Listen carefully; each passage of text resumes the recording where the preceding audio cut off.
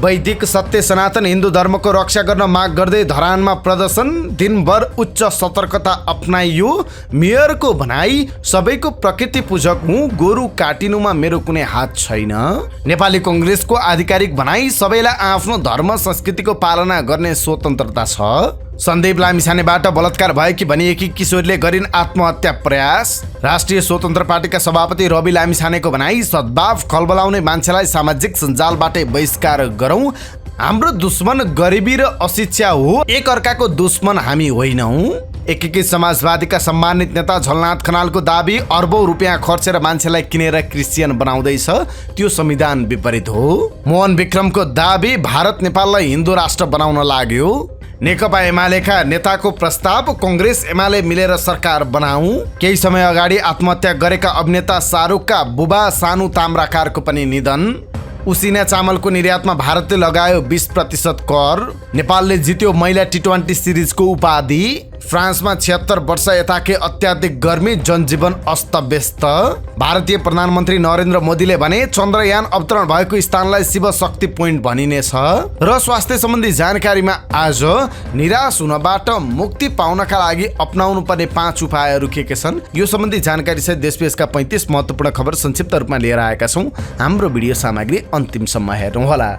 शुभ प्रभात, इन्साइड नेपाल न्युजमा यहाँहरू सम्पूर्णलाई हार्दिक स्वागत छ। म सुजन पौडेल। आज मिति 2080 साल भदौ महिनाको 10 गते आइतबार, इस्वी सम्वत 2023 अगस्त 27 तारिक। आज साउन शुक्ल एकादशी तिथि। दर्शकबिन सदाका दिन जस्तै आज पनि हामी देश दुनियाँको ताजा अनि महत्त्वपूर्ण खबर अपडेट सहित तपाईमाझ उपस्थित भएका छौँ।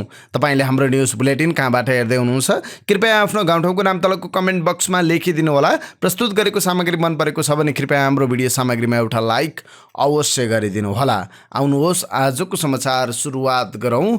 वैदिक सत्य सनातन हिन्दू धर्मको रक्षा गर्न माग गर्दै धरानमा भएको प्रदर्शन सम्बन्धी प्रसङ्गबाट।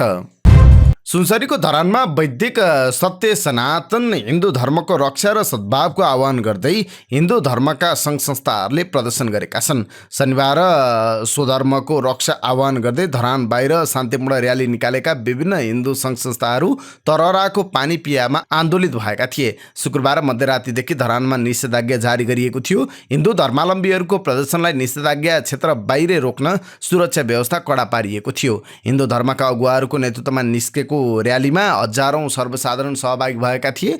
धरान उपमहानगरपालिकामा केही साता अघि सार्वजनिक रूपमा गोरु काटेर भोज गरिएको विरोधमा आन्दोलन चर्किएको हो। हिन्दू धर्मावलम्बीहरूले गाई गोरुलाई आस्थाले पूजा गर्ने गर्दछन्। एक धर्मावलम्बीले अर्को धर्मावलम्बीको आस्थाको केन्द्रमाथि प्रहार गरेको भन्दै कोशी प्रदेशमा यति बेला आन्दोलन चर्किँदै गएको छ।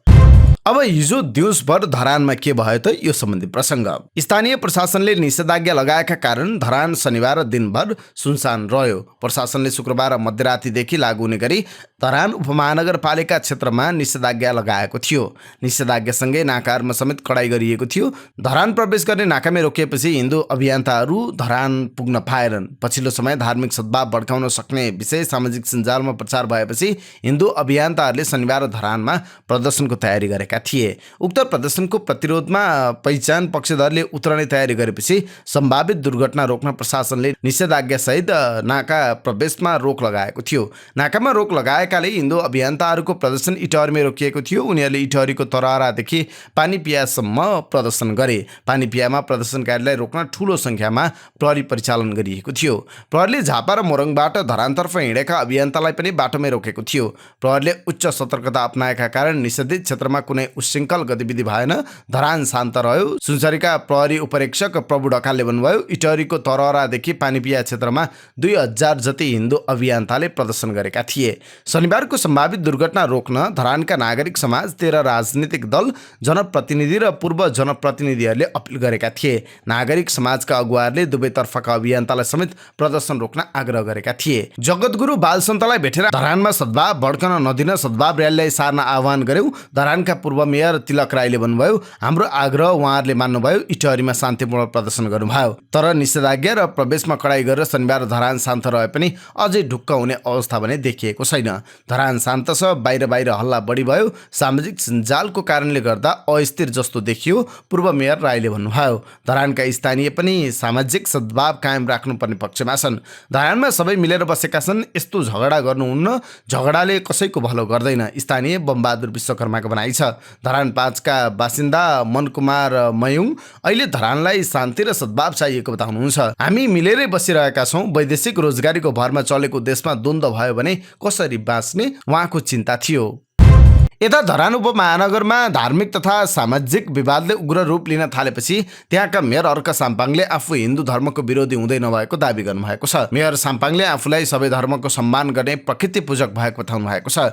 हिजोसम्म मलाई नेपालकाहरूले मात्रै चिन्दथे, आज पुरै दक्षिण एसियाले चिन्ने गरी अर्का साम्पाङ मुर्दाबाद भनेको देखेँ, सुने, खुसीले गदगद बने। सामाजिक सञ्जाल मार्फत साम्पाङले भन्नुभएको छ, कमसेकम मेरो नामसम्म त सबैले लिए। वास्तवमा म हिन्दू धर्मको विरोधी हुँदै होइन, सबै धर्मलाई सम्मान गर्ने प्रकृति पूजक हुँ। एक दिन हर्क साम्पाङ जिन्दाबादको नारा पनि लाग्नेछ, म ढुक्क छु। यसअघि उहाँले सबै पक्ष तथा समुदायलाई सयौं थुङ्गा फुलका हामी एउटै माला नेपालीको भाव आत्मसात गर्न अनुरोध गर्नुभएको थियो। सामाजिक सद्भाव र धार्मिक सहिष्णुता नबिथोलियोस् भनेर स्थानीय प्रशासनले धरानमा शुक्रबार राति 12 बजेदेखि 24 घण्टाका लागि निषेधाज्ञा जारी गरेको थियो। यसैबीच त्यस उपमहानगरपालिकाका मेयर अर्क साम्पाङले धार्मिक तथा साम्प्रदायिक विवाद निम्त्याउने कुनै पनि घटनामा आफ्नो संलग्नता नरहेको स्पष्टीकरण दिनुभएको छ। साथै धर्मको आडमा राजनीति नगर्न उहाँले आग्रह गर्नुभएको छ। मन्दिरको अगाडि चर्च बनायो भनेर आलोचना गर्नुभयो, चर्चमा पनि मान्छेको आस्था छ, अब मैले किन बनाएको भनेर डोजर लिएर भत्काउन कसरी जानु, मेयर साम्पाङले शनिबार सामाजिक सञ्जाल मार्फत भन्नुभएको छ। फेरि गोरु काटेको कुरा, त्यहाँ मेरो कुनै संलग्नता छैन र कानुन विपरीत भए अनुसन्धान गर्न मैले पनि सहयोग गर्छु भनेको छु। धर्मको आडमा राजनीति कसैले नगर्नु होला, उहाँले सामाजिक सञ्जालमा लेख्नु भएको छ। उहाँले आफू हिन्दू धर्म विरोधी नभएको स्पष्टीकरण दिनुभएको छ। उहाँले अर्को ठाउँमा लेख्नु भएको छ, वास्तवमा म हिन्दू धर्मको विरोधी हुँदै होइन, एक दिन हर्क साम्पाङ जिन्दाबादको नारा लाग्नेछ, म ढुक्क छु, उहाँले सामाजिक सञ्जालमा लेख्नु भएको छ। नेपाली कांग्रेसका सभापति शेरबहादुर देउवाले कसैको धर्म, संस्कृति र परम्परामाथि कसैले पनि दखल पुर्याउन नमिल्ने बताउनु भएको छ। केही दिन यता धरानमा भइरहेको द्वन्द्वका विषयमा सभापति देउवाले चिन्ता व्यक्त गर्दै सामाजिक, धार्मिक र राजनीतिक सद्भावका लागि अपिल गर्नुभएको छ। शनिबार प्रेस विज्ञप्ति जारी गर्दै सभापति देउवाले संविधानले सबैलाई आफ्नो धर्म, संस्कृति पालना गर्ने स्वतन्त्रता दिएको र त्यस्तो स्वतन्त्रताको प्रयोग गर्दा अरूको आस्थामा समेत चोट पुर्याउन नपाइने व्यवस्था गरेको स्मरण गराउनु भएको छ। परापूर्वकालदेखि विभिन्न जात, जाति, धर्म, संस्कृतिका नागरिक आपसी सम्मान र गहिरो सद्भावले मिलेर बसेको मात्रै होइन, राष्ट्र निर्माण र विकासका लागि हातेमालो गर्दै आएका छौँ। नेपालको कानुनले हरेक व्यक्ति र सम्प्रदायलाई अरूको धर्म, संस्कृति र आस्थामा चोट नपुर्याई आफ्नो धर्म, संस्कृतिको पालना गर्न स्वतन्त्रता प्रदान गरेको कुरा पनि भुल्न हुँदैन। सभापति देउवाले विज्ञप्ति मार्फत भन्नुभएको छ, कसैको धर्म, संस्कृति र परम्परामाथि कसैले दखल पुर्याउन पनि उचित हुँदैन। सभापति देउवाले नेपालीको भावना र चाहना विपरीत धार्मिक, सामाजिक सद्भाव भड्काउने गतिविधि कसैको अनुकूल नहुने दावी गर्नुभएको छ। यस्ता घटनाबाट उत्पन्न हुने धार्मिक, सामाजिक तथा राजनीतिक अस्थिरता र अराजकताको धमिलो पानीमा खेल्न खोजेका दृश्य अदृश्य शक्तिहरूलाई सहयोग पुग्ने कुरामा कुनै दुई मत छैन। यसले निम्त्याउन सक्ने परिस्थिति बेलैमा अनुमान गरी हरेक व्यक्ति, समुदाय र सम्प्रदाय सचेत र संयम हुनु आजको आवश्यकता हो, देउवाले विज्ञप्ति मार्फत भन्नुभएको छ। क्रिकेटर सन्दीप लामिछानेमाथि बलात्कार आरोप लगाएकी बालिकाले आत्महत्या प्रयास गरेकी छन्। अदालतले गौशाला 26 नाम दिएकी ती बालिकाले हिजो ओभरडोज औषधि सेवन गरेर आत्महत्या प्रयास गरेको उनी निकट स्रोतको भनाइ छ। उनी बलात्कार भएपछि माइती नेपालको संरक्षणमा रहेकी थिइन्। बलात्कारको शिकार भएको र पारिवारिक समस्याले उनी पछिल्लो समय तनावमा थिइन्। उनी अहिले थापाथली स्थित नर्भिक अस्पतालमा रहेकी छन्। अहिले उनी खतरामुक्त रहेको अस्पतालले जानकारी दिएको छ। जिल्ला अदालतमा आज मुद्दाको फैसला तोकिने दिन हो। पेशी तोकिएको एक दिन अगाडि गौशाला 26ले आत्महत्याको प्रयास गरेकी हुन्। क्रिकेटर लामिछाने विरुद्धको मुद्दा आज अन्तिम सुनवाईको पेशी तोकिएको छ। गौशाला 26ले हालै मात्र कक्षा 12 उत्तीर्ण गरेकी हुन्। उनले 3.87 GPA ल्याएर कक्षा 12 उत्तीर्ण गरेकी छन्। राष्ट्रिय स्वतन्त्र पार्टीका सभापति रवि लामिछानेले समाजको सद्भाव खलबलाएर अहिले भइरहेका अनियमितता लुकाउने प्रयास भइरहेको दावी गर्नुभएको छ। शनिबार काठमाडौँमा आयोजित एक कार्यक्रमलाई सम्बोधन गर्दै लामिछानेले कोशी प्रदेशमा सामाजिक द्वन्द्व भड्काएर अनियमितता ढाकछोप गर्ने काम भइरहेको भन्दै सचेत हुनुपर्ने बताउनु भएको छ। पूर्व उपप्रधान तथा गृहमन्त्री समेत रहनुभएका उहाँले भन्नुभयो, हाम्रो दुश्मन गरिबी र अशिक्षा हो, बेरोजगारी हो, यो साझा दुश्मन हो। आज जातीय सद्भाव भड्काउन पाइयो भने त भ्रष्टाचारका यत्र काण्डहरू सामसुम थामथुम हुन्छन् भनेर त्यसतिर तपाईँलाई आगो झोसिरहेका छन्। खबरदार, यो आगोमा म पेट्रोल मट्टितेल हाल्दिनँ। कानुनी रूपमा वर्जित काम गर्न पाइँदैन। कानुनी राज्यमा कानुनले जे भन्छ त्यसलाई मान्नुपर्छ। एकअर्काको आस्था र विश्वासमा आँच आउने कार्य हामी कसैले गर्नु हुँदैन। सद्भाव खलबलाएर त्यसबाट राजनीतिको रोटी सेक्ने कुरा कसैले पनि गर्नु हुँदैन। उहाँले समाजको सद्भाव खलबलाउने मान्छेलाई आफ्नो सामाजिक सञ्जालबाटै बहिष्कार गर्न आग्रह गर्नुभयो। सद्भाव खलबल्याउने कुरा, एकअर्काको बीचमा वैमनस्यता खडा गर्ने कुरा र त्यसबाट राजनीतिको रोटी सेक्ने काम कसैले पनि गर्नु हुँदैन। किनकि हामी एकअर्कामा लड्न भिड्नका लागि आएका होइनौँ। हामीले मिलेर व्यथिति विरुद्ध लड्नुपर्नेछ। बल्ल त हामी एउटा ठाउँमा आइपुगेका छौँ। हामी मतपत्रका माध्यमबाट व्यथितिहरूको अन्त्य गर्नका लागि आइपुगेका छौँ। एकदमै सामान्य कुरा छ। अब मैले अहिले भनेको यही कुरा तपाईँहरू सामु मैले प्रस्तुत गरेँ। यही कुरालाई बङ्ग्याएर टिङ्ग्याएर आफ्नो स्वाद अनुसार पस्कने मान्छेहरूदेखि सावधान। तिनले समाजमा द्वन्द्व चाहेका छन्। लामो समयदेखि कसरी हुन्छ समाजलाई द्वन्द्वमा लैजाने र त्यहाँबाट रोटी सेक्न भनेर मान्छेहरू लागेका छैनन् र तिनलाई मलजल हुने काम हामी कसैले पनि नगरौँ। सकिन्छ सद्भाव बाँडौँ, सकिँदैन भने सद्भाव बिथोलिने, एकअर्काबीच वैमनस्यता कायम हुने त्यस्ता कार्यहरू सबैले रोक्नुपर्ने हुन्छ। संवेदनशील बेला हो यो। जब संवेदनशील विषय हुन्छन्, जब संवेदनशील कुराहरू आउँछन्, त्यसमा अभिव्यक्ति दिँदा, क्रियाकलापहरू गर्दा हामी अत्यन्त जिम्मेवार भएर अगाडि बढ्नुपर्छ। त्यसैले कानुनले नगर्नु भनेका चिजहरू गर्न पाइँदैन। एकदमै सामान्य कुरा हो यो। र जो कोहीले नियतवश गरेर सद्भाव बिथोल्न खोजेको छ, उसले जानाजान तपाईँ हामीलाई लडाउन खोजेको छ, त्यो लडाउन खोज्ने मान्छेको भड्काउमा लागेर लड्ने काम बन्द गरौँ। हामी लड्ने होइन, एकअर्कासँग लड्ने होइन। त्यस्ता व्यथिति, विसङ्गति र त्यस्ता लुकेर तपाईँले र मलाई लडाउन खोज्ने मान्छेहरूसँग लड्ने हो। उहाँले जाति जाति बीचको द्वन्द्व अहिले नरहेको भन्दै अहिले सबै एकजुट भई गरिबी, बेरोजगारी र अशिक्षा रूपी शत्रुलाई हटाउनु पर्ने बेला आएको बताउनु भयो। उहाँले भन्नुभयो, अहिले पनि कतिपय मानिसहरू प्रश्न सोध्नुहुन्छ, त्यो प्रश्नभित्र नियत बसेको हुन्छ। बङ्गाएर टिङ्गाएर गलत हेडलाइन दिएर जुदाउने, एउटा जाति र अर्को जातिलाई लडाउने अभिव्यक्ति दिने त्यस्ता मिडिया हेर्दा पनि नहेर्नुहोस्। त्यस्ता सोसल मिडिया एकाउन्ट भएका मानिसहरू ब्लक गर्नुहोस्। समाजको सद्भाव खलबलाउने मानिसहरू किन ब्लक नगर्ने उहाँले प्रश्न गर्नुभयो। समाज सद्भाव बोक्ने मान्छेलाई खोज्ने हो, फुल रोप्ने मान्छेलाई खोजी खोजी माया गरौँ, काँडाले घोच्ने मान्छेबाट टाढा बसौँ उहाँले भन्नुभयो। साथै उहाँले आज चितवनमा सार्वजनिक सुनवाई गर्दै हुनुहुन्छ। सार्वजनिक सुनवाईमा पार्टीको झण्डा ब्यानर नबोकिकन सर्वसाधारणका रूपमा उपस्थित हुन उहाँले अनुरोध गर्नुभएको छ। नेकपा एकीकृत समाजवादीका सम्मानित नेता झलनाथ खनालले अर्बौं रुपियाँ खर्च गरेर नेपालमा मान्छेलाई धर्म परिवर्तन गराउने खेती भइरहेको दावी गर्नुभएको छ। नेकपा यसको पार्टी स्थापनाको दोस्रो वर्ष पुगेको अवसरमा केन्द्रीय कार्यालयमा शनिबार आयोजित कार्यक्रममा पूर्व प्रधानमन्त्री खनालले पैसाले किनेर मान्छेको धर्म परिवर्तन गराइएको बताउनु भएको छ। खनालले भन्नुभयो, अहिले धरानमा निषेधाज्ञा छ। बिर्तामोडभन्दा यता 10,000को जुलुस आएको छ।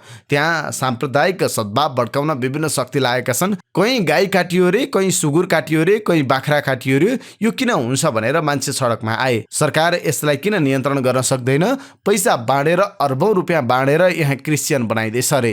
मान्छेको इच्छा होला यो धर्म लिन्छु भन्ने, तर यहाँ किनेर धर्म परिवर्तन गराइदिएछ। खनालले नेपालमा धर्मनिरपेक्षताको बारेमा बहस आवश्यक रहेको भन्दै संविधान विपरीत धर्म परिवर्तनको काम बन्द हुनुपर्ने बताउनु भयो। यता नेकपा मसालका महामन्त्री मोहन विक्रम सिंहले भारत नेपाललाई हिन्दू राष्ट्र बनाउने गतिविधिमा लागेको बताउनु भएको छ। प्रादेशिक पार्टी कार्यकर्ता प्रशिक्षण कार्यक्रममा धनगढी आइपुग्नु भएका उहाँले नेपालभित्र मात्र नभई विदेशीहरू र विशेष गरी भारतको नीतिका कारण गणतन्त्र गम्भीर सङ्कटमा परेको बताउनु भएको छ। उहाँले गणतन्त्र र संघीयता गुम्न सक्ने सम्भावना रहेको समेत दावी गर्नुभयो। भारतका सत्ताधारी पार्टीहरू खुल्ला रूपमा नेपाललाई हिन्दू राष्ट्र बनाउने गतिविधिमा संलग्न देखिएका छन्। उहाँले भन्नुभयो, राजावादी, प्रतिगामी र विदेशी धेरै शक्तिहरूले गणतन्त्र र संघीयतामाथि हमला गरिरहेका छन्। मुलुकका राजावादी शक्तिहरू विगतभन्दा निकै बलियो भएको बताउँदै भारतमा आगामी निर्वाचनमा पुनः कट्टरपन्थी हिन्दूवादीले जिते नेपाललाई ठूलो क्षति पुग्न सक्ने उहाँको बुझाइ थियो। पुरा शक्ति अहिले राजतन्त्र फर्काउने अभियानमा लागेको छ। एक पटक प्राप्त भएको उपलब्धि गुम्न नदिन सबै एकजुट हुनुपर्नेछ उहाँले भन्नुभयो। अबको क्रममा धरानमा किन साम्प्रदायिकता भड्किरहेको छ र यसका मूल कारणहरू के हुन्, यो सम्बन्धी प्रसङ्ग। धरान सहर कहिले लाउरीहरूको सहर बनेर चर्चामा आयो, कहिले फेसनको राजधानी, कहिले पूर्वी नेपालका अधिकांश जिल्लालाई नुन तेल खुवाउने व्यापारिक केन्द्रको रूपमा चर्चामा रह्यो, कहिले विराटनगर इटहरीका मान्छेहरूको गर्मी छलिदिने भेडेटारका कारण चर्चामा रह्यो, कहिले लाउरीहरूले छाड्दै गरेको सहरको परिचय पाएर पनि धरान चर्चामै रह्यो। यसपटक पनि धरान चर्चामा छ, तर यसपटक धरानले पाएको चर्चा भने धरानको गर्विलो इतिहासलाई नै धुलिसात पार्ने हो कि भन्ने आशंका धरान प्रेमीमा छ। 130 वर्षको दरिलो इतिहास बोकेको धरान अहिले सबैभन्दा ठूलो संक्रमणकालीन समयमा उभिएको छ र धरानको इतिहास र सुन्दरतामा तेजाब छ्याप्न उद्धत छ यसपटकको चर्चा। धार्मिक सद्भाव र आस्था भड्किएको छ। मान्छेहरू धर्मका नाममा विभाजित भएका छन्, मान्छेहरू आस्थाको नाममा समूह समूहमा बाँडिएका छन्। विक्रम सम्वत 1950 मा घना जंगल फोडेर बनाइएको सानो बस्तीबाट उठेको धरानले अहिले सबैभन्दा ठूलो संकटको सामना गरिरहेको छ।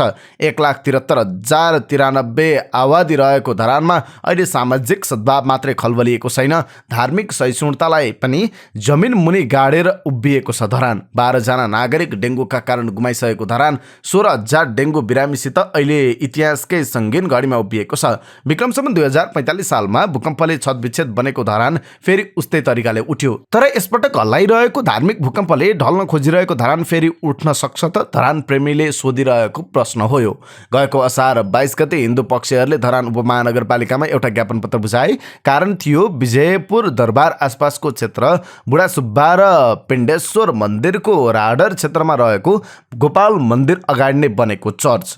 मन्दिर अगाडि नै चर्च बनेपछि हिन्दू धर्मावलम्बी र क्रिस्चियन धर्मावलम्बी बीच वाक युद्ध सुरु भयो। यो द्वन्द्व उपमहानगरसम्म पुग्यो। चर्चलाई स्थानान्तरण गर्नुपर्ने उनीहरूको माग थियो, तर उपमहानगरपालिकाका मेयर अर्क साम्पाङले दुवै पक्षलाई राखेर समस्या सुल्झाउनुको साटो न्यायालय जानु भनेर सामाजिक सञ्जालमा लेख्नुभयो। उहाँले लेख्नुभएको थियो, देशको सर्वोच्च अदालतको न्यायाधीश होइन म, धर्मको विषयमा न्यायालयले नै हो बोल्ने। कसको भगवान ठुलो कि कसको ईश्वर ठुलो त्यो कुराको फैसला न्यायालयले गरिदियोस्, उहाँले लेख्नु भएको थियो। मेयर साम्पाङको उक्त अभिव्यक्तिले आक्रोशित बनेका हिन्दू धर्मावलम्बी त्यति बेला झनै आक्रोशित बने जब गएको साउन 27 गते धरानमा जनजाति सम्बद्ध सांस्कृतिक अधिकार मञ्च नामक संस्थाले सार्वजनिक रूपमा गोरु काटेर भोज खाएको भन्ने भिडियो सार्वजनिक गरे। गत साउन 6 गते गोरु काटेर खाएको न्युमा पक्राउ परेका राजन परियार र वृन्दा राई साउन 26 गते छुटेको खुसियालीमा गोरु काटेरै भोजको आयोजना गरिएको भिडियोमा बताइएको थियो, जसको भिडियो सामाजिक सञ्जालमा छ्यापछ्याप्ती भएपछि हिन्दू सम्प्रदाय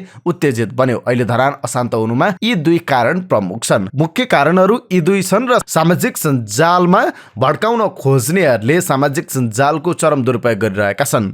यी दुई घटनाका कारण अहिले हिन्दू धर्मावलम्बी शान्तिपूर्ण सद्भाव र्याली गर्नका लागि इटहरी क्षेत्रमा भेला भएका छन्। विभिन्न ठाउँबाट जम्मा भएका उनीहरू इटहरीको पानीपियामा जम्मा भएर धरानसम्म जाने योजनामा थिए, तर सुनसरी जिल्ला प्रशासनले धरान उपमहानगरपालिकामा 24 घण्टे निषेधाज्ञा जारी गर्यो। साउन 8 गते राति 12 बजेदेखि साउन 9 गते राति 12 बजेसम्म डेङ्गुको कारण देखाउँदै जनस्वास्थ्य आपतकालीन अवस्था भनेर सामूहिक रूपमा भेला समारोह भोज र्याली नगर्न आदेश जारी गरिएको थियो, तर जारी विज्ञप्तिमा डेङ्गु भनिए पनि सारमा धरानमा हुन गइरहेको हिन्दू धर्म समर्थकको र्याली र जनजाति सम्बद्ध सांस्कृतिक अधिकार मञ्च बीच मतभेद हुने सम्भावना देखेपछि जिल्ला प्रहरी कार्यालयले निषेधाज्ञा जारी गरेको थियो। धरान अहिले डेङ्गुको एपिसेन्टर बनेको छ। 16,000 भन्दा बढी डेङ्गुका बिरामी छन्। 12 जनाको त मृत्यु नै भइसकेको छ। हजारौं बिरामीको थलो बनेको धरान धार्मिक सहिष्णुताको पनि थलो बन्ला भन्ने भएले आफू त्रसित बनेको समाजशास्त्री प्राध्यापक डाक्टर भीम खतिवडाले सुनाउनु भयो। खतिवडाले भन्नुभयो, बहुसांस्कृतिक दृष्टान्त बोकेको धरानले कोरोनादेखि डेङ्गुसम्मको प्रहार सहेको थियो, तर अहिले जसरी थलिएको थिएन। सामाजिक रूपमा यहाँ एक खालको सद्भाव बिथुलिने अवस्था आइरहेको छ। धार्मिक आस्था र जातीय संस्कृतिसँग जोडिएका दुवै पक्षमा सद्भाव कायम हुनुपर्छ, नत्र यसले ठूलो दुर्घटना निम्त्याउन सक्छ। धर्म संस्कृति र संस्कारसँग जोडिएका कुराहरूमा सचेत हुन छाडेर अतिवादी धारणा राख्न छाड्नुपर्ने खतिवडाको मत छ। अतिवादी धारणा समाजका लागि घातक हुन्छ। खतिवडाको विश्लेषणमा जातीय पहिचानसँग जोडिएका कुराहरू यसअघि पनि उठेका थिए। बीचमा चर्च र अरू कुराहरू जोडिएर आए अनि असमझदारी बढ्दै जाँदा अहिलेको विकराल परिस्थिति धरानले सामना गर्नु परेको खतिवडाको ठम्याइ छ। हामी धरानीहरू अतिवाद सोच भएकाहरू छैनौँ, यसमा हामी सबै सचेत हुनुपर्छ। धरानमा कसैले पनि स्वार्थ पूरा गर्न पाउने अवस्था ल्याउनु दिनु हुँदैन। हामी सबै पक्ष सचेत र सतर्क भएनौँ भने त्यसले धरानलाई मात्र होइन समग्र देशलाई नै क्षतिग्रस्त बनाउँछ। धरानको राजनीतिलाई नजिकबाट निहाल्नुभएका प्राध्यापक डाक्टर राजेन्द्र शर्मा धरानमा पूर्वका अधिकांश जिल्लाका मानिसहरू बस्छन्। शर्माका अनुसार उनीहरू सबै आप्रवासी हुन् र उनीहरू सबैको आप्रवासीको आफ्नै समाज छ। धरानका बासिन्दाहरू जिल्लाको धङधङीका कारण विभाजित छन्। एकताको सूत्रमा बाँधिन धरान अझै बाँकी छ। त्यही विभाजनमा खेल्नेहरूका कारण अहिलेको अवस्था आएको शर्माको विश्लेषण छ। पहिला गोरु खानेहरूले खाएकै थिए, अमेरिका बेलायतमा पनि खान्छन्, तर यहाँ खाएको भिडियो सञ्जालमा राखेपछि तिनलाई पुछा गर्नेहरूले तिमीहरूले मार्छौ भने हामी बचाउँछौ भने त्यही कारण यो स्थिति उत्पन्न भएको छ। शर्मा थप भन्नुहुन्छ, यो चलखेल युरोपियन युनियन र अमेरिकाको मिसन प्रयोग गरिएको संसारको कुनै पनि मुलुकमा अशान्ति हुने परम्परा पुरानै हो। उनीहरू क्रिस्चियनिटीको मिसनमा छन्, यसले गर्दा अन्य धर्मावलम्बीले असुरक्षित महसुस गरेको देखिन्छ। तर अहिले धरानमा जे जस्तो परिस्थिति छ यसलाई चिरेर एकाकार बनाएर लैजाने नेतृत्वको जरुरी भयो। अहिलेको मेयरले एकाकार बनाउने अभियान थाल्नु भएन भने भविष्यमा हुने क्षतिको जिम्मा उहाँले लिनुपर्छ, उहाँले भन्नुभयो। त्यस्तै धरानमा सबै सद्भाव चाहन्छन्। गएको बिहिबार धरानमा उत्पन्न परिस्थितिलाई लिएर धरानका पूर्व मेयर र उपमेयरले संयुक्त विज्ञप्ति जारी गर्नुभयो। वक्तव्यमा धरानमा सद्भावको पहल कदमी लिइदिन सबै पक्षसँग अपिल गर्दै भनिएको थियो। पछिल्लो समय धरानमा विभिन्न पक्षबाट भइरहेको र सामाजिक सञ्जालमा देखिएका छरपष्ट, अराजक, असहिष्णु विचार र बहसप्रति हाम्रो गम्भीर ध्यानकर्षण भएको छ। मेयर साम्पाङले पनि सबैले संयमित र संवेदनशील भएर सबै पक्ष, समुदाय र हरेक नागरिकको भावना प्रतिबिम्बित हुने गरी आपसी सद्भाव, भाइचारा र एकता कायम गर्नका लागि सम्पूर्ण धरानवासीमा अपिल गर्नुभएको छ। त्यस्तै नेपाली कांग्रेस, नेकपा एमाले, माओवादी केन्द्र, जसपा लगायत 13 राजनीतिक दलले पनि संयुक्त वक्तव्य जारी गर्दै भनेका थिए, परिस्थितिको गम्भीरतालाई मनन गर्दै सामाजिक सञ्जाल लगायतबाट सामाजिक सद्भाव खलबलिने सामग्रीहरू पोस्ट, सेयर तथा कमेन्ट नगरिदिन सबैमा अपिल गर्दछौँ। प्राध्यापक खतिवडा पनि बाहिरको मान्छेहरूको प्रवेशले धरान अझै अशान्त बनेर जान सक्ने बताउनुहुन्छ। बाहिरिया मान्छेहरूको घुसपेट भनेर अर्को पक्षले बुझिदिएमा त्यसले राम्रो सन्देश नदिने खतिवडाको विश्लेषण छ। बरु धरानको समस्या धरानवासीलाई नै छोडिदिने हो भने हिजोको धार्मिक सहिष्णुता फर्कन समय लाग्दैन। अहिलेको धरानको संवेदनशील परिस्थितिको कारण ठोसमा गोरु काटिएको भिडियोहरू सञ्जालमा आउनुलाई देखिए पनि यसको सूत्रपात चर्च र मन्दिरको विवादबाट भएको स्थानीयहरू बताउँछन्। स्थानीयको भनाइ छ, मेयर साम्पाङ कम्तीमा चर्च स्थानान्तरणका लागि पहल गरिदिनु पर्थ्यो। मन्दिरभन्दा टाढा कतै सार्वजनिक ठाउँ पनि उपलब्ध गराइदिन सक्नुहुन्थ्यो। मन्दिरका लागि लाखौँ बजेट छुट्याउन सकिन्छ भने चर्चका लागि सार्वजनिक जग्गा उपलब्ध गराउनु कुन ठुलो कुरा हो र? तर उहाँको सनकले गर्दा यस्तो परिस्थिति आयो। अर्कातिर अहिलेको धरानको असहज परिस्थितिलाई सहज बनाउन सरकारवालासँग पहल गरिरहेको धरानका उपमेयर आइन्द विक्रम बेगाको भनाइ छ। सुनसरीको धरानमा शनिबार बेलुकी भारी वर्षामापन भएको छ। मौसम पूर्वानुमान महाशाखाले यसबारेमा जानकारी गराएको छ। धरानपछि भैरवा लगायत केही स्थानमा पनि ठुलो पानी परेको उहाँले बताउनुभयो। मनसुनको यो समयमा हल्कादेखि मध्यम वर्षाको सम्भावना भइरहेको उहाँले बताउनुभयो। नेकपा एकीकृत समाजवादीका अध्यक्ष एवं पूर्व प्रधानमन्त्री माधव कुमार नेपालले आफ्नो पार्टी विस्तार हुँदै गएकोमा नेकपा एमाले आतंकित बनेको बताउनु भएको छ। शनिबार काठमाडौँमा आयोजित पार्टी स्थापना दिवसको अवसरमा एक कार्यक्रममा बोल्दै उहाँले यस्तो बताउनु भएको हो। उहाँले एकीकृत समाजवादीले राजनीतिमा आफ्नो औचित्यलाई पुष्टि गरेको बताउनु भयो। उहाँले नेकपा एमाले प्रति इङ्गित गर्दै आफ्नो पार्टीको उपस्थिति राष्ट्रिय गठबन्धन, समाजवादी मोर्चा लगायत जुनसुकै स्थानमा अनिवार्य अपरिहार्य बनिरहेको हुनाले कतिपयको निद हराम भएको भन्दै टिप्पणी गर्नुभयो। उहाँले आफूहरू विध्वंसक नभएकाले आतंकित नहुन आग्रह गर्नुभयो। लोकतान्त्रिक समाजवादी पार्टी लोसपाका अध्यक्ष महन्त ठाकुरले मधेस आन्दोलनका क्रममा मारिएका नेता कार्यकर्तालाई अझै शहीद घोषणा नगरेकोमा असन्तुष्टि जनाउनु भएको छ। पार्टी स्थापना दिवसको अवसरमा शनिबार पार्टी कार्यालय बबर महलमा आयोजित कार्यक्रमपछि पत्रकारसँग कुराकानी गर्दै उहाँले मधेस आन्दोलनका क्रममा जेल परेका र झुट्टा मुद्दा लगाइएकाहरूको मुद्दा फिर्ता लिने सम्झौता पनि सरकारले कानुन नगरेको बताउनुभयो। हाम्रो सम्झौता नै भएको हो कि राज्यले हामीलाई छाड्ने र मुद्दा फिर्ता लिने, तर त्यो सम्झौता अहिलेसम्म लागू भएको छैन। जो सङ्घर्षको दौरान मारिए तिनीहरूलाई शहीद घोषणा गरिएको छैन, अध्यक्ष ठाकुरले भन्नुभयो। सरकारले शान्तिपूर्ण राजनीतिमा आउन सम्झौता गरेका राजनीतिक दल तथा समूहका नेता कार्यकर्ताको मुद्दा फिर्ता लिने गरी कानुन संशोधन गर्न लागेको सुने पनि संसदबाट पारित नभएको ठाकुरले बताउनुभयो। चितवनको भरतपुर महानगरपालिका 29 गाईघाट नजिकै वनभोज गएका 2 जना त्रिशुली नदीमा शनिबार बेपत्ता भएका छन्। बेपत्ता हुनेमा भरतपुर महानगरपालिका 10 सत्य गण्डकी चोक बस्ने 30 वर्षका अर्जुन प्रधान र सोही ठाउँका 30 वर्षीय प्रवीण श्रेष्ठ रहेको प्रहरीले जनाएको छ। दिउँसो 4:30 बजेतिर नदीमा बेपत्ता भएका 2 जनाको खोजीका लागि नेपाल प्रहरी र सशस्त्र प्रहरी बलको विपद व्यवस्थापन टिम परिचालन गरिएको जिल्ला प्रहरी कार्य चितवनका प्रहरी प्रवक्ता डिएसपी विजयराज पण्डितले जानकारी दिनुभयो। नेकपा एमाले सार्वजनिक लेखा समितिको सभापतिमा ऋषिकेश पोखरेललाई उम्मेद्वार बनाउने भएको छ। संसदीय समितिहरूको सभापति चयन आज हुँदैछ। प्रमुख दलहरूबीच भएको भागवण्डा अनुसार प्रमुख प्रतिपक्ष नेकपा एमाले 3वटा समितिको सभापति पाउनेछ। त्यसमध्ये लेखा समितिमा मोरङ 2बाट प्रत्यक्ष निर्वाचित पोखरेललाई उम्मेद्वार बनाउने एमालेको तयारी छ। लेखा समिति सभापतिमा सचिव योगेश भट्टराई र पूर्व मन्त्री गोकुल बास्कोटा पनि आकांक्षी हुनुहुन्थ्यो। तर अध्यक्ष ओलीले यसअघि अवसर नपाउनुभएका पोखरेललाई बनाउने बताउनु भएको छ। महिला बालबालिका तथा सामाजिक मामिला समितिको सभापतिमा भने एमाले किरण शाहलाई उम्मेद्वार बनाउने भएको छ। रौतहट 2बाट स्वतन्त्र जित्नुभएका उहाँ एमाले प्रवेश गर्नुभएको थियो। स्रोतका अनुसार उहाँलाई राज्यमन्त्री बनाउने आश्वासनसहित पार्टी प्रवेश गराइएको थियो। तर एमाले आफै सरकारबाट बाहिरिएपछि उहाँलाई संसदीय समितिको सभापति बनाउन लागि छ। एमालेको भागमा परेको राज्यको निर्देशन, सिद्धान्त, नीति र दायित्वको कार्यान्वयन, अनुगमन तथा मूल्याङ्कन समितिको सभापतिको टुङ्गो भने अझै लागेको छैन। बागमती नदीमा हिजो र्याफ्टिङ गराइएको छ। बर्खाको बेलसँगै बिहान र्याफ्टिङ गराइएको नेपाल पर्यटन बोर्ड र Nepal association of rafting agency नाराको संयोजनमा र्याफ्टिङ गराइएको हो। दर्जनौं बोटबाट कुपन्डोलदेखि सुन्दरी घाटसम्म जलविहार गराइएको हो। शिशु बेचेको आरोपमा पक्राउ परेका स्त्री तथा प्रसुति रोग विशेषज्ञ डाक्टर तपेश्वर लाल कर्णले अकुश सम्पत्ति कमाएको पाइएको छ।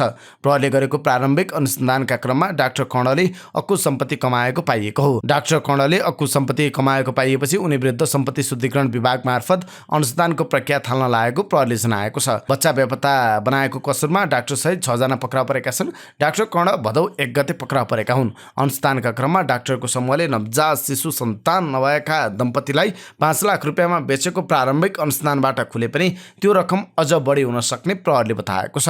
बच्चा बेचेको आरोपमा पक्राउ परेका डाक्टर कर्णले अकुश सम्पत्ति कमाएको देखिएको बताउँदै प्रहरी स्रोतले भनेको छ उनको श्रीमती र परिवारका सदस्यका नाममा विराटनगर, काठमाडौँ र राजविराजमा घर जग्गा जमिन फेला परे पनि ब्याङ्कमा कति रकम छ यकिन भइसकेको छैन। डाक्टर कर्णको परिवारका सदस्य तथा नजिकका नातागोताका नाममा रहेको चल अचल सम्पत्ति खोज्ने काम भइरहेको छ।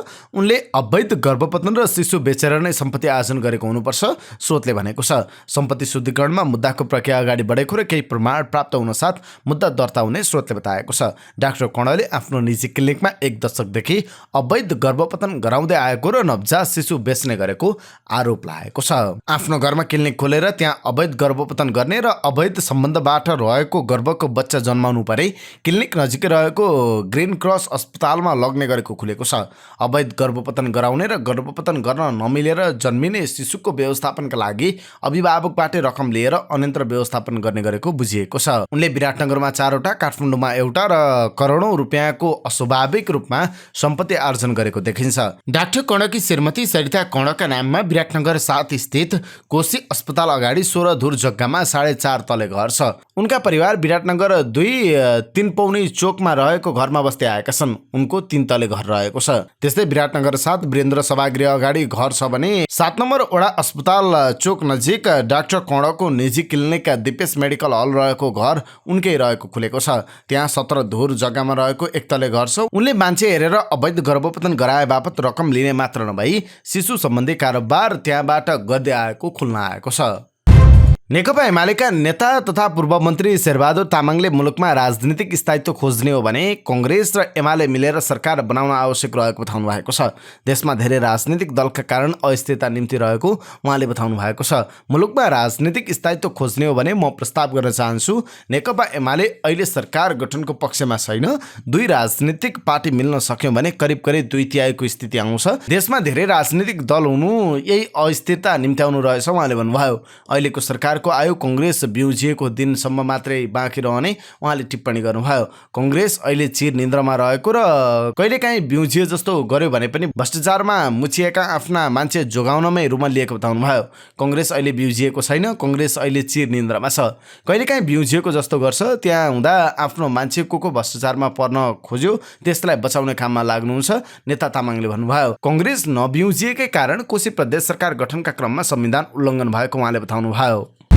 अभिनेता सानु ताम्राकारको शनिबार निधन भएको छ। शनिबार दिउँसो 3:20 बजे नर्बेक अस्पतालमा उपचारको क्रममा उहाँको निधन भएको चलचित्र कलाकार सङ्घका अध्यक्ष मोहन निरौलाले जानकारी दिनुभयो। 74 वर्षका ताम्राकार 28 दिनदेखि मृगौला सम्बन्धी समस्याको उपचार गराइरहनु भएको थियो। ताम्राकारको पार्थिव शरीरलाई आज पशुपति आर्यघाटमा दाह संस्कार गर्ने तयारी रहेको अध्यक्ष निरौलाले जानकारी दिनुभयो। गत असार 21 गते छोरा शाहरुखको निधन भएपछि पुत्र वियोगले बुबा सानो ताम्राकार चिन्तामा हुनुहुन्थ्यो।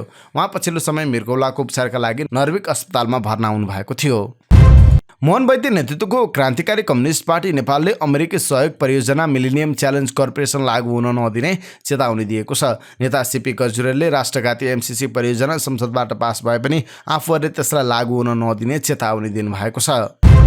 भारतको संघीय सरकारले उसिना चामलको निर्यातमा 20% कर लगाएको अधिकारीहरूले शनिबार बताएका छन्।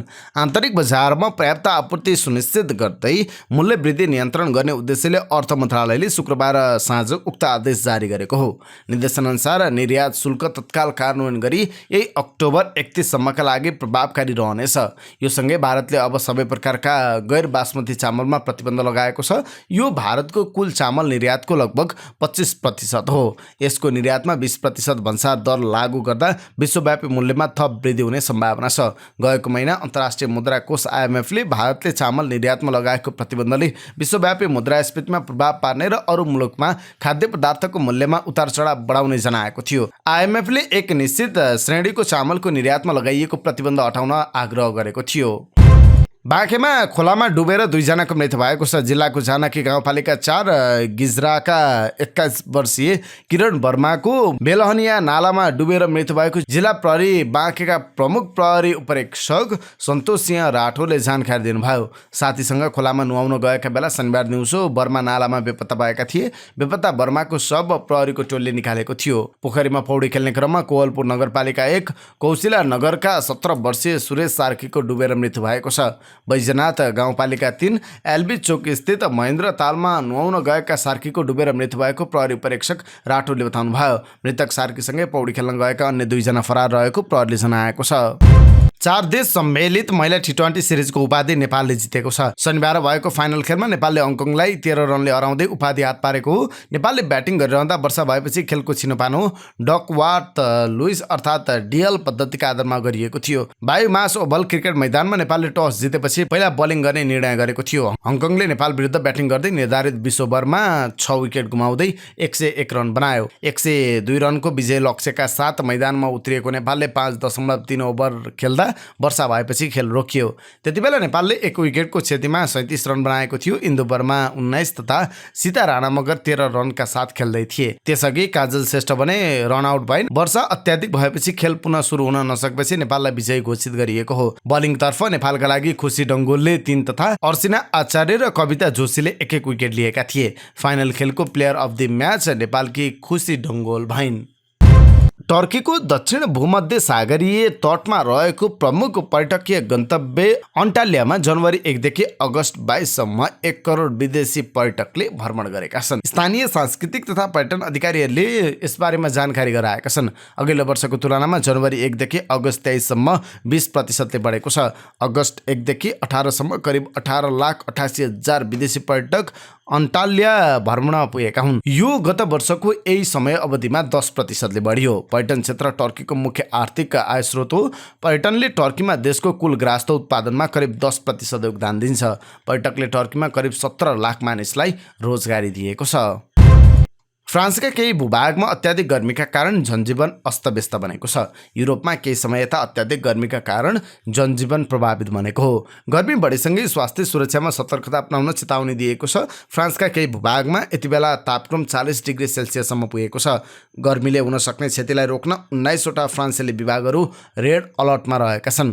गर्मी उच्च स्तरमा पुग्ने भएसँगै होसियार हुन आग्रह गरिएको छ। स्वास्थ्य अधिकारीहरूले स्वास्थ्य सुरक्षाका लागि विभिन्न उपायहरू अपनाउन आग्रह गरेका छन्। बाहिरका गतिविधिहरू नगर्न, आगोबाट बस्न र डढेलो लाग्न नदिने कुरामा सतर्क रहन आग्रह गरेका छन्। राष्ट्रिय मौसम विज्ञान निकाय मेट्रोका अनुसार यो यस वर्षकै धेरै गर्मी हो। गत सोमबार फ्रान्समा 1947 पछिकै सबैभन्दा धेरै गर्मी भएको थियो। रोमको न्यालियोसमा 42.2 डिग्री सेल्सियसको उच्च तापक्रम मापन गरिएको थियो। सिङ्गापुरका अधिकारीहरूले लागु औषध बोकेको अभियोगमा 130 जनालाई पक्राउ गरेका छन्। केन्द्रीय लागु औषध नियन्त्रण विभागले एक विज्ञप्ति निकालेर यही अगस्त 14 देखि 25 सम्म गरिएको देशव्यापी खोज तलासको कारबाहीमा 130 जनालाई पक्राउ गरिएको जानकारी दिएको छ। सिङ्गापुर लागु औषध तस्करी गर्नेलाई मृत्युदण्डको कठोर सजाय दिने मुलुक मध्येको एक हो। उसले मृत्युदण्डलाई प्रभावकारी अपराध निरोधक दावी गर्दै आएको छ। हालै 50 ग्राम हेरोइन तस्करी गरेको अभियोगमा दोषी ठहर भएका एक पुरुष र 30 ग्राम हेरोइन बोकेको आरोपमा दोषी ठहर गर्दै एक महिलालाई मृत्युदण्ड दिएको थियो। सिङ्गापुरले 20 वर्षपछि पहिलोपटक महिलालाई झुन्डाएर मृत्युदण्ड दिएको हो। 30 वर्ष अघि कपाल काट्ने एक महिलालाई यस्तै अपराधमा मृत्युदण्ड दिएको थियो। सिङ्गापुरले लागु औषध नियन्त्रणको नाममा मृत्युदण्ड दिने क्रम जारी राख्नु अनुचित भएको टिप्पणी एम्नेस्टी इन्टरनेसनल लगायतका मानवाधिकारवादी सङ्घ संस्थाले गर्दै आएका छन्। विश्वका धेरै देशले मृत्युदण्डको सजाय प्रत्याग गर्दै लागु औषध सम्बन्धी मुद्दा सम्बोधनका निम्ति उदार नीति अंगीकार गरिरहेको परिप्रेक्ष्यमा सिङ्गापुरले यसलाई मनन नगर्नु दुर्भाग्यपूर्ण भएको उनीहरूले बताएका छन्। नाइजरको सैन्य नेतृत्वले फ्रान्सेली राजदूतलाई देश छोड्न आदेश दिएको छ। सैन्य सरकारको यो कदमले पश्चिमी अफ्रिकी राष्ट्रमा प्रजातान्त्रिक रूपमा निर्वाचित राष्ट्रपतिलाई पदच्युत गरेपछि अन्तर्राष्ट्रिय सङ्कटलाई अझ बढाएको अल जजिराले जनाएको छ। फ्रान्सेली राजदूत सिल्भेन इटेलाई 48 घण्टाभित्र नाइजर छोड्न भनिएको छ। शुक्रबार उनलाई सैन्य सरकारले पठाएको एक पत्रमा छलफलका निम्ति विदेश मन्त्रालयमा उपस्थित हुन गरिएको निमन्त्रणाको व्यवस्था गरेको आरोप लगाइएको छ। राजदूत इटेको निष्कासनको कारण नाइजरको हित विपरीत फ्रान्सेली सरकारको काम हो भनिएको छ। यता फ्रान्सको विदेश मन्त्रालयले शुक्रबार नै नाइजरको सत्तालाई आफ्ना राजदूतलाई फिर्ता जान आदेश दिने कुनै अधिकार नभएको बताएका छन्। सैन्य विद्रोह अघिसम्म नाइजरसँग फ्रान्सको सुमधुर सम्बन्ध थियो। आफ्नो पूर्व उपनिवेश नाइजरलाई सशस्त्र समूह विरुद्धको लडाइँमा पेरिसले सघाउँदै आएको थियो।